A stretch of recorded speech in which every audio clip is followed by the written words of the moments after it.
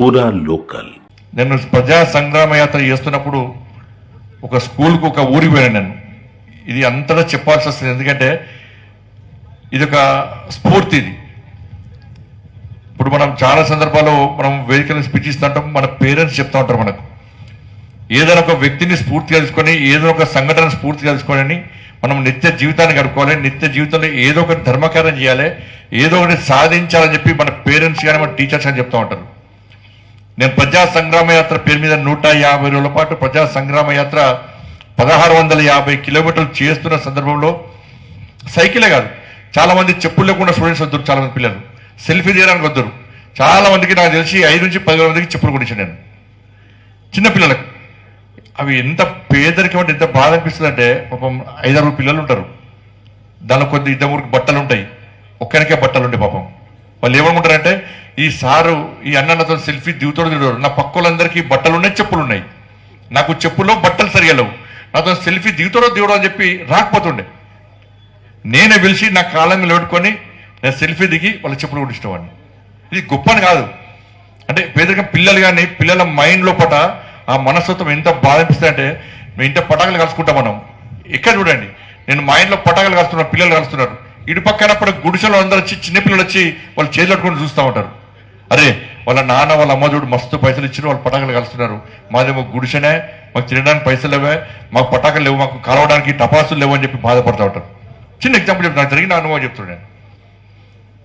ఇటువంటి పరిస్థితుల్లో మనం కూడా పేరెంట్స్ కూడా చాలా మంది ఉన్నారు కదా, పెద్ద మనుషులు చాలా మంది ఉన్నారు కూడా, మీరు దయచేసి మీ పిల్లలను మంచిగా చూసుకోండి, ఇబ్బంది లేదు. కానీ మీ పిల్లల స్నేహితులు ఉంటారు కొంతమంది, వాళ్ళకి ఏదైనా ఇబ్బందులు వస్తే వాళ్ళని కూడా మీ పిల్లలకైనా చూసుకునే ప్రయత్నం చేయండి. దయచేసి మీ పిల్లలకైనా చూసుకోవాలి.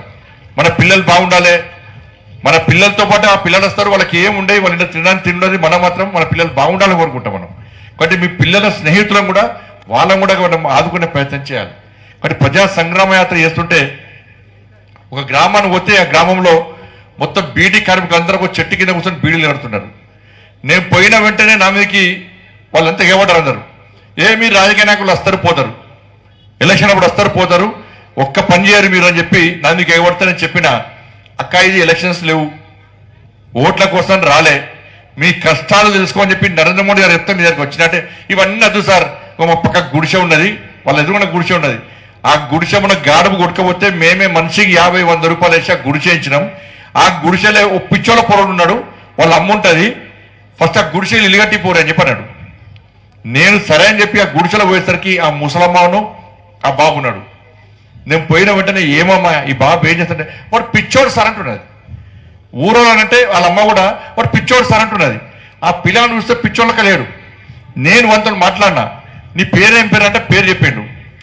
నువ్వు స్కూల్కి పోవంటే పోను భయపడు, స్కూల్ అంటే భయపడుతున్నాడు, పోను అంటున్నాడు. సరే అని చెప్పి మెల్లమన్న మాట్లాడు దోస్తు అనుకుంటా వేరే విషయాలు మాట్లాడి వాళ్ళ అమ్మని బయటికి పంపించిన. మీకు ఇంతమంది దోస్తులు రా అంటే, నాకు 6 దోస్తులు సార్ అన్నాడు. మీ దోస్తులు మంచోళ్ళు అంటే మంచోళ్ళే సార్ అన్నాడు. మరి నేను నన్ను ఇబ్బంది పెడుతున్నా అన్న, మరి మీ దోస్తులకు కలవడానికి స్కూల్కి పోవా అన్న. అనక మీ దోస్తులకు ఏముంది, నీకు ఏం లేదు, స్కూల్కి పోవాలంటే నేను ఏం చేయాలి అన్న. సార్ మా దోస్తులు 6 సైకిళ్ళు ఉన్నాయి, నాకు లేదు. నేను పోయి వాళ్ళ సైకిల్ ముడితే నాకు కొడుతున్నారు వాళ్ళు, మా దోస్తులను వాళ్ళ సైకిల్ ముట్టనిస్తలేరు అన్నాడు. అప్పుడు సైకిల్ కోసము వాళ్ళ ఫ్రెండ్స్ ఆ పిల్లాన్ని ఇన్సల్ట్ చేస్తున్నాడు, ఇబ్బంది పడుతున్నాడు అంటే వీడు సైకిల్ స్కూల్కి పోవడానికి ఇబ్బంది పడుతున్నాడు, అవమానంగా భావిస్తున్నాడు. మరి సైకిల్ కొడితే స్కూల్ పోతామంటే వాడిని ఫేస్లో చూస్తే మీరు ఆశ్చర్యపోతారు. వెంటనే టక్కన పోతా సార్, వెంటనే వేసి సైకిల్ కొనిచ్చినాం, స్కూల్ పోతాం. మళ్ళీ ఇప్పుడు స్కూల్ బంద్ చేసినారు. ఇప్పుడు మళ్ళీ నేను మనోళ్ళకి ఇప్పుడు నిర్మల్ జిల్లా అధ్యక్షుని పోయి మళ్ళీ అబ్బాయితో మాట్లాడాలి, మళ్ళీ స్కూల్కి పోమని చెప్పండి. ఇది ఒక సంఘటన. అయితే మన కలెక్టర్ గారు ఒకసారి గట్టి అందరూ చప్పట్లు కొట్టాలి. కలెక్టర్ గారు ఏం చేసిన ఒక కార్యక్రమంలో బేటీ బచావో బేటీ పడావో కార్యక్రమంలో దాదాపు మెరిట్ గర్ల్ స్టూడెంట్స్ అందరికీ కూడా ఒక 100 సైకిల్ ఇవ్వాలని చెప్పి ఆ కార్యక్రమానికి నేను కూడా పోవడం జరిగింది. ఆ సైకిల్స్ ఇచ్చినాక మంచి ఫీడ్బ్యాక్ వచ్చింది, పిల్లలు చాలా హ్యాపీగా ఉన్నారని చెప్పిన తర్వాత నేనే మాట్లాడి, మేడం ఇట్లా కాదు, ఓన్లీ గర్ల్స్ అని కాదు, ఈ కరీంనగర్ పార్లమెంట్లో ఉన్నటువంటి అన్ని గవర్నమెంట్ స్కూల్లో గర్ల్స్ బాయ్స్కి అందరు కూడా మనం సైకిల్ ఇద్దామని చెప్పి ఆ రోజే చెప్పడం జరిగింది. నేను మళ్ళీ చెప్తున్నా, ఇవి నేను నా జేబులోకి వెళ్ళి ఇచ్చే పైసలు కాదు, నేను కోటీశ్వరుడు కానే కాదు.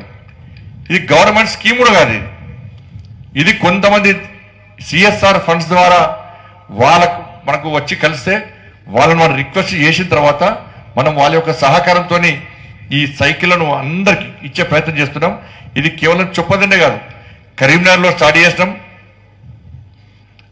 సిరిసిల్లాలో ఇచ్చినాం, హుజరాబాద్లో ఇచ్చినాం, ఉస్నాబాద్ వచ్చినాం, ఈరోజు చొప్పదండిలో ఇస్తున్నాం. ఈరోజు ఓన్లీ చొప్పదండి టౌన్ సంబంధించి మాత్రమే పిల్లలు వచ్చారు. మిగతా అన్ని చొప్పదండి నేర్చుకుని అన్ని మండలాలకు కూడా సైకిల్ నేరుగా ఆర్కే మీ స్కూల్కి వస్తాయి. అక్కడనే మీ హెడ్ మాస్టర్లు మీ టీచర్లందరూ కూడా మీరు సైకిల్ ఇస్తారు. కేవలం చొప్పదండిలో వచ్చిన బాధపడే ప్రయత్నం చేయకండి. అందరికీ సైకిల్ వస్తాయి, ప్రతి ఒక్కరికి సైకిల్ ఇస్తాం. ఎందుకు ఇస్తున్నాం సైకిల్ అంటే మీరు మంచిగా చదువుకోవడానికి సైకిల్ ఇస్తున్నాం. ఏదో సైకిల్ వచ్చిందని చెప్పి మీరు మంచిగా చదువుకుంటే నెక్స్ట్ మీకు ఇంటర్మీడియట్ స్కూటర్ కూడా ఇప్పిస్తాం.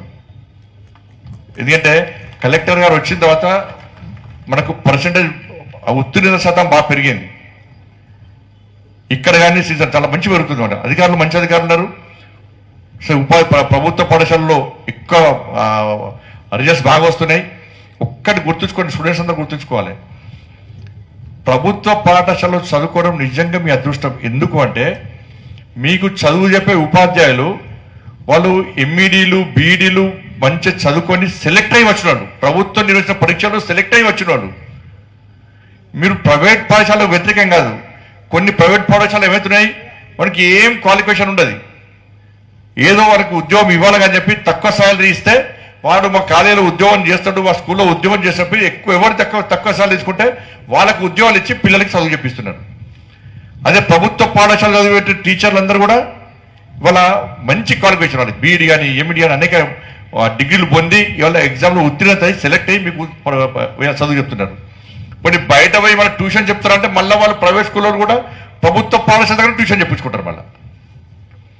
కాబట్టి మీరు అందరూ కూడా మంచిగా చదువుకోవాలి. ఈ సైకిల్స్ ఇచ్చిన తర్వాత నెక్స్ట్ మాకేం కావాలి, నెక్స్ట్ వేరే జిల్లాలో కూడా అరే కరీంనగర్ జిల్లాలో కరీంనగర్ పార్లమెంట్ పరిధిలో పిల్లలకు సైకిల్స్ ఇస్తే పిల్లలు చాలా బాగా చదువుకున్నారట, ఉత్తీర్ణ శాతం పెరిగిందట, ప్లస్ అటెండెన్స్ కూడా బాగా పెరిగిందట అని చెప్పించి ఇతర జిల్లాలో కూడా అక్కడ పేరెంట్స్ కానీ అక్కడ టీచర్స్ కానీ అక్కడ పిల్లలు కానీ అక్కడ రాజకీయ నాయకులు ఒత్తిడి తీసుకురావాలి. ఒత్తిడి తీసుకురావాలంటే ఏం చేయాలి, మీరు కష్టపడి చదువుకోవాలి. సైకిల్ ఇచ్చినందుకే మీరు సక్సెస్ కావాలి. ఎందుకంటే ఇంతమంది చెప్పినట్టు ఉదయం లేచి 10th స్పెషల్ క్లాసెస్ ఉంటాయి, పొద్దున్న లేచి పోవడం కష్టం. గ్రామాల్లో ట్రాన్స్పోర్టేషన్ కూడా చాలా ఇబ్బంది ఉన్నది. ఆటోలో పోయే స్తోమత మనకు ఉండదు. అమ్మ నాన్న దించిన వాళ్ళే, అమ్మ నాన్నకు వేరే పని ఉంటుంది, చాలా ఇబ్బంది పడుతూ ఉంటారు. కాబట్టి సాయంత్రం లేట్ క్లాసెస్ ఉంటాయి, రావడం ఇబ్బంది. కాబట్టి ఇవాళ మీ అందరికీ యొక్క కష్టాలు తెలుసుకున్న తర్వాతనే మీరు మార్నింగ్ తొందర టైంకు స్కూల్కి పోవడం, ఒక స్పెషల్ క్లాసెస్ ఉన్నా కూడా ఆ క్లాస్కి అందుకోవడం, సాయంత్రం 1 గంట ఆలస్యమైనా కూడా అన్ని క్లాసులు అటెండ్ అయ్యి మళ్ళీ క్షేమంగా తిరిగి ఇంటికి రావాలని చెప్పి ఆలోచనతో పొద్దున్న లేచి బ్యాగులు భుజాన్ని వేసుకొని ఆ బుక్స్ నడుచుకుంటూ మోసుకపోయి ఇలా గంట ఒక్క స్కూల్కి పోవాలంటే చాలా ప్రాంతాలకు గంట టైం పడుతుంది. గంట నడుచుకుంటూ పోవాలి, గంట నడుచుకుంటూ రావాలి. ఇటువంటి పరిస్థితుల్లో ఇవాళ బ్రాండెడ్ సైకిల్స్ ఇవాళ మీకు ఇచ్చే ప్రయత్నం చేస్తున్నాం. మీరు కష్టపడి చదవాలి. ఇలా వల్ల చెప్తున్నాను, తల దించుకొని చదవండి. మీరు భవిష్యత్తులో తలెత్తుకొని బతుకుతారు మీరు.